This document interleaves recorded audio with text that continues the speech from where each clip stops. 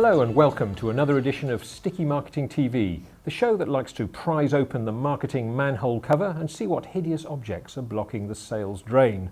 I'm joined in the studio today by our regular guest presenter, best-selling author and sales and marketing guru Grant Leboff. And joining Grant and me in the dodgy Victorian sewer is author and renowned motivational speaker Gavin Ingham.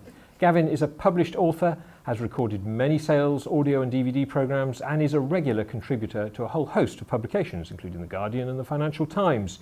He's a leading expert on sales psychology and sales performance in the UK and has motivated thousands through his live programs, keynote speeches, and an acclaimed sales blog, which I'm going to talk about later. Amongst Gavin's books is this neat little tome with the snappy title of Transform the Way You Live and Work, Motivate People, Get the Best from Yourself and Others.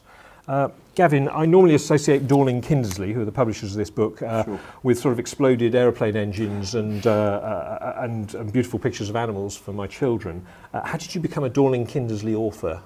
It's a great question. I must admit, that's how I associated with them too. But they had a little series that was very similar to that one, a little black and white book, which I think was also called the Work series. And funnily enough, through a recommendation, a friend of mine was writing one of the series for us, and he said, do you want to get involved? They've got this book that they're looking for and motivate people. That's exactly what you do, isn't it? So gave them a call, had a chat with them, and the rest is history. They have a fascinating sort of title at the top, Work Life. Sure. I mean, I'm interested in that. You know, so presumably this is a whole series of stuff about work and life, presumably. Yeah, I think they've got them on presenting. I know there is one on selling. I think there's some on things like relaxation. There's certainly one on goal setting, which is pretty good, by a friend of mine called Andy Smith. So yeah, there's some good ones on there. Right. Well, we better stop talking about Dorling Kindersley because we're not here to talk about them. But okay, motivation.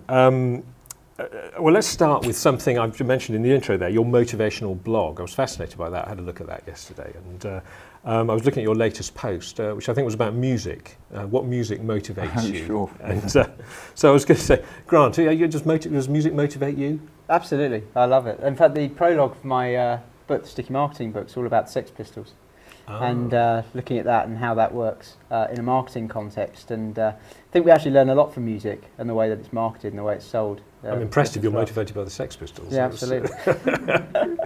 Not sure I would choose that particularly for motivation. But anyway, on a more serious point, Gavin, I mean, you make the point in the blog that music can be a motivator. Sure. And there were a lot of replies to your blog. Obviously, you have a lot of readers of your blog, and they were all saying what music they